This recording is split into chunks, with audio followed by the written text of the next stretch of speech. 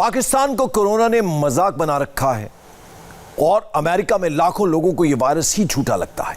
इस महामारी ने अमेरिका का ऐसा हाल कर दिया है कि आज कोई शहर न्यूयॉर्क और कोई देश अमेरिका नहीं बनना चाहता। ऐसा क्या हो गया है कि अमेरिका अब दुनिया का आइडल नहीं रहा। दिल्ली के सीएम अरविंद केजरीवाल ने मिसाल देकर कहा कि दिल्ली का हाल न्यूयॉर्क से बेहतर है। ऐसा इसलिए क्योंकि दिल्ली की तुलना अमेरिका से होने लगी है। अमेरिका आज इस बात की मिसाल बन गया है कि एक नेता या सरकार की गलती की सजा पूरे देश को कैसे भुगतनी पड़ती है। अमेरिका अपने राष्ट्रपति ट्रंप की गलती की कितनी भारी कीमत चुका रहा है, उसे समझने के लिए यह रिपोर्ट देखिए।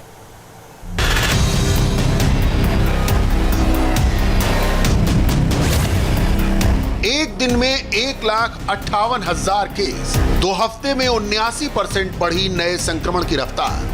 अब तक 1,15,00,000 संक्रमित, 30 लाख लोगों में असिम्प्टोमेटिक संक्रमण, 73,000 लोग अस्पताल में भर्ती, 2.5 लाख से ज्यादा लोगों की मौत। वर्ल्ड की इकलौती सुपर पावर का यह है कोरोना रिपोर्ट कार्ड। महामारी की शुरुआत के 1 साल बाद भी अमेरिका कोविड-19 पर काबू नहीं पा सका है।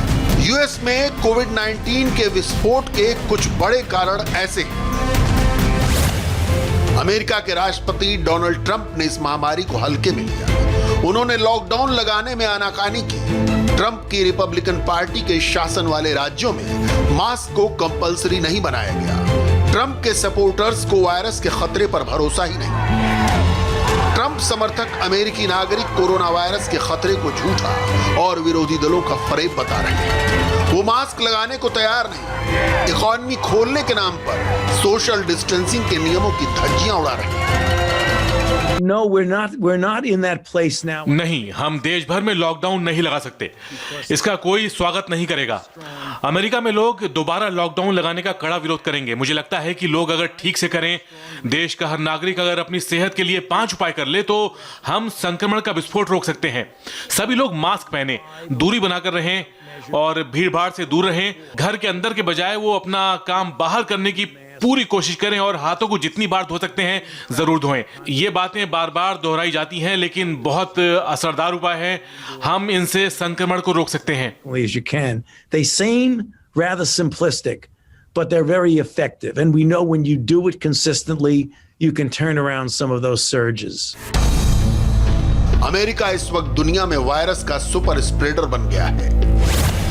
वहां कोरोना वायरस के सबसे ज्यादा केस हैं। अमेरिका में इस वायरस से सबसे अधिक मौत हुई है। संक्रमण की स्पीड भी दुनिया में सबसे ज्यादा है। अमेरिका जहां एक समय में एक दिन में केवल 20,000 नए कोरोना केस आ रहे थे, वहीं अब एक दिन में 1.5 लाख से ज्यादा नए मामले आने लगे। ऐसा क्यों हुआ, ये समझने के लिए हमने अमेरिका में कोरोना वायरस के प्रकोप की गहराई से इन्वेस्टिगेशन की। इसमें कुछ चौंकाने वाली बातें सामने आई। अमेरिका में महामारी का मुकाबला पार्टी लाइन पर मचा है। रिपब्लिकन पार्टी के शासन वाले राज्यों में संक्रमण ज्यादा तेजी से बढ़ रहा है। डेमोक्रेटिक पार्टी के राज वाले सूबे संक्रमण रोकने में ज्यादा सफल रहे हैं। प्रेसिडेंट ट्रंप के समर्थक गवर्नरों के राज्य में संक्रमण का बुरा हाल है।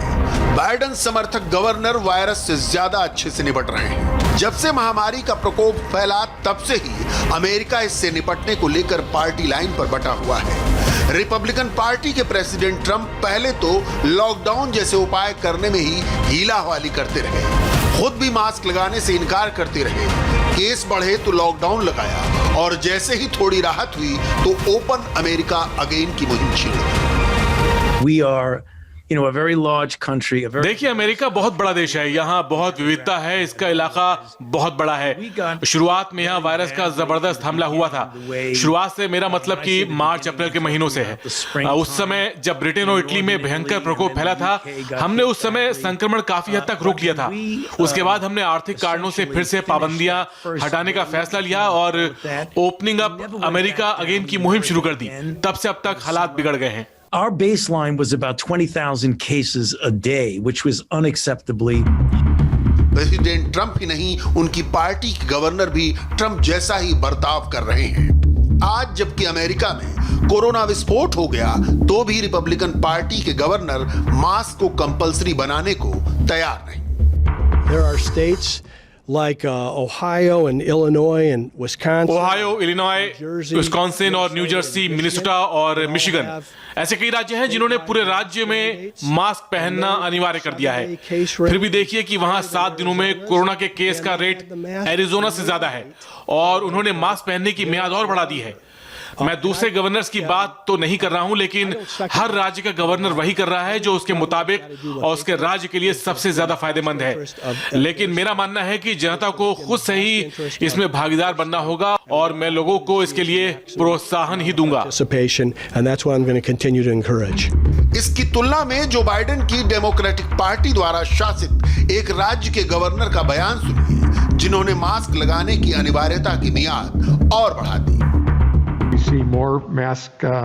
हम देख रहे हैं कि दफ्तरों में और दुकानों में अब ज्यादा से ज्यादा लोग मास्क लगा रहे हैं। मुझे लगता है कि इससे काफी फर्क पड़ता है।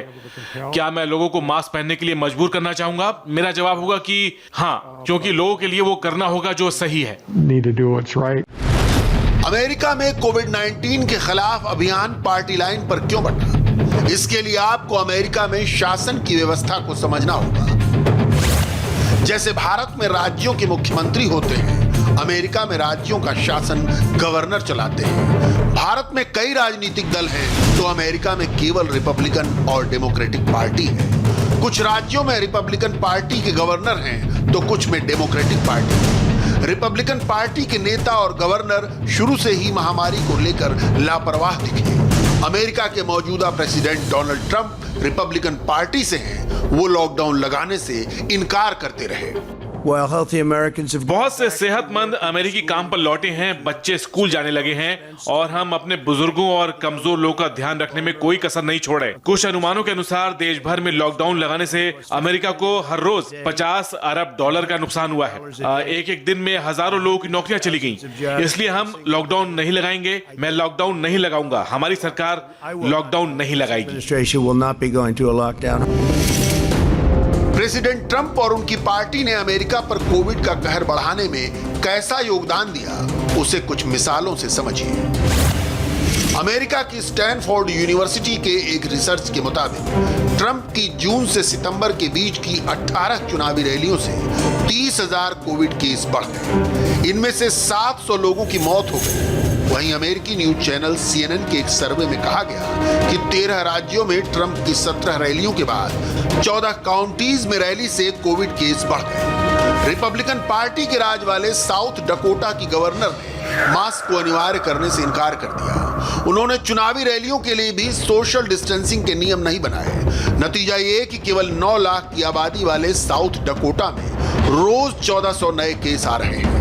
इसी तरह आयोवा राज्य की रिपब्लिकन गवर्नर किम रेनॉल्ड्स मास्क लगाने और आवाजाही में पाबंदियां लगाने से इनकार करती रही। वो खुद पिछले हफ्ते ट्रंप की रैली में बिना मास्क के शामिल हुई।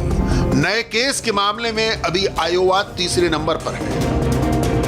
इन बातों से जाहिर है कि प्रेसिडेंट ट्रंप और उनकी पार्टी के गवर्नर्स की लापरवाही आज अमेरिका को कितनी महंगी पड़ रही है। कहा जा रहा है कि हालात ऐसे ही रहे तो अगले साल मार्च तक कोरोना वायरस से अमेरिका में 4.5 लाख लोगों की जान जा सकती है। ये अमेरिका के पार्टी लाइन पर बंटवारे और हर राज्य के अलग नियम होने का नतीजा है।